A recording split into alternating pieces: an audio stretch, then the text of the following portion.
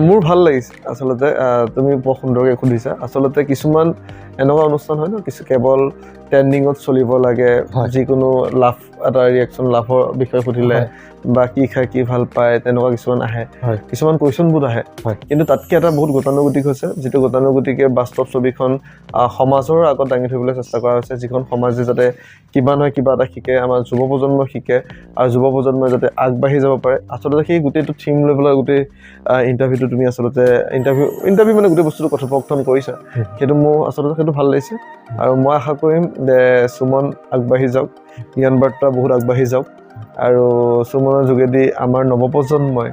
বিভিন্ন দিশৰ ক্ষেত্ৰত শিকক ইতিমধ্যে এটা বছৰ সম্পূৰ্ণ হৈ গ'ল হয়তো বৰ সুন্দৰ সুন্দৰ কাম কৰিছে বিভিন্নজন আচলতে শিক্ষাগুৰুৰ ওচৰত গৈছে সাহিত্যিকৰ ওচৰত গৈছে তেখেতসকলৰ পৰা আপোনালোকে ধুনীয়া ইতিবাচক কিছুমান কাহিনী শুনাইছে আৰু মই সেইটোৱে কৈছিলোঁ অলপ আগত কৈছোঁ